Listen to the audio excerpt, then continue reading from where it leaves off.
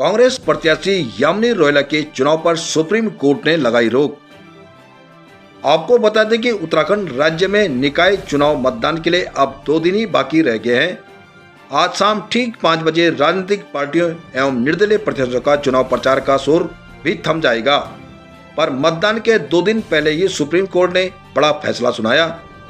हरवटपुर में कांग्रेस प्रत्याशी यामिनी रोयला को चुनाव लड़ने पर सुप्रीम कोर्ट ने रोक लगा दी। सुप्रीम कोर्ट के इस फैसले से कांग्रेस को बड़ा झटका लगा है। चुनाव से ठीक पहले इस फैसले ने राजनीतिक गलियारों में भी हलचल मचा दी है।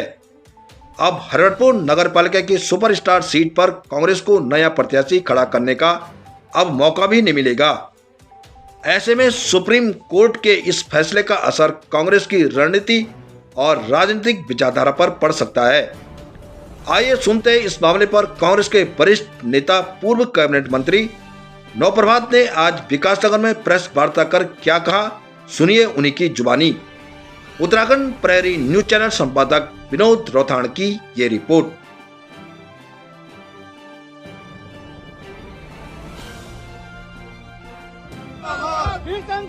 जिंदाबाद, संजय किसान जिंदाबाद। और मैं आपकी जानकारी में ला दूं, इसके लिए आज हम सुप्रीम कोर्ट में जा रहे हैं। जब मतदान की प्रक्रिया आरंभ हो जाती है तो किसी को अधिकार नहीं है कि वो उसको बीच में रोक दे।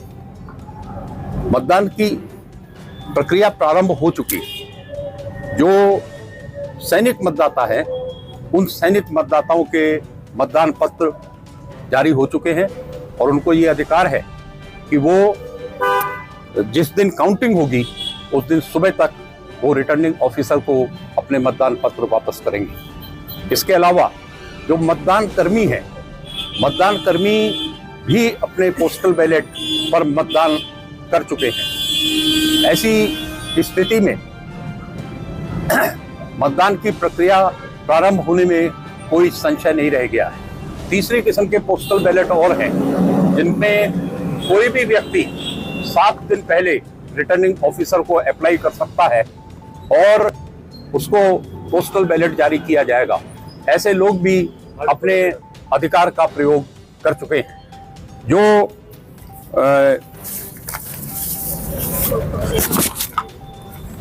नगर निकाय निर्वाचन अधिकारियों की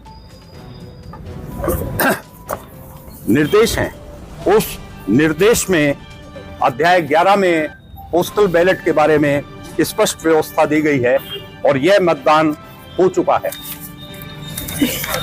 जो अध्याय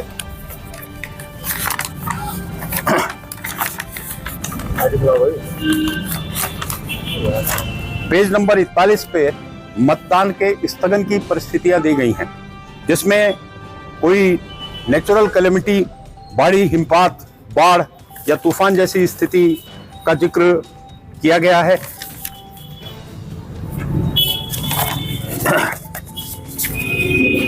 मतदान पेटियों को अपूर्णीय क्षति पहुंचने की बात है, शांति भंग होने की बात है, मतदान केंद्र पर मतदान दल का ना पहुंचना है और अन्य गंभीर परिस्थितियां हैं।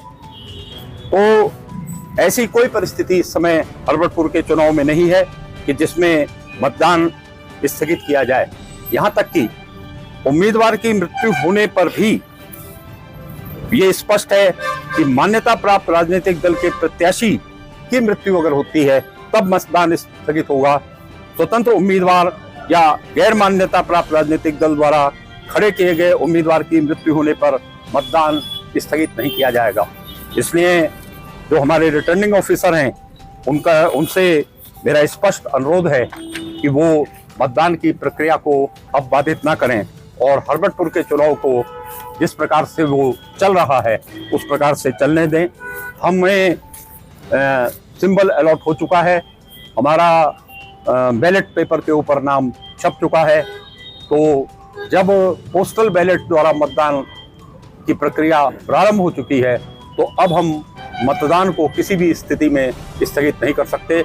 हम आज माननीय सर्वोच्च न्यायालय के संज्ञान में इस बिंदु को लाने के लिए जा रहे हैं। अब दूसरी अपील मैं हरवटपुर की सम्मानित जनता से करना चाहता हूं जो कुछ इस चुनाव में हुआ है और जिस तरह के षड्यंत्र भाजपा द्वारा रचे गए हैं, ये स्पष्ट रूप से उनके संवैधानिक लोकतांत्रिक अधिकार अपने प्रतिनिधि को चुनने की छीनने की कोशिश है। कांग्रेस का वायदा है कि हम हर परिस्थिति में कानूनी लड़ाई लड़ेंगे और हरबटपुर की सम्मानित जनता को उनका लोकतांत्रिक अधिकार, उनका स्वतंत्र रूप से अपने अध्यक्ष को चुनने का जो अधिकार संविधान ने उन्हें दिया है, जो कानून ने उन्हें दिया है, वो उन्हें प्राप्त कराने के लिए जो भी लड़ाई लड़नी होगी, कांग्रेस उस लड़ाई को लड़ेगी।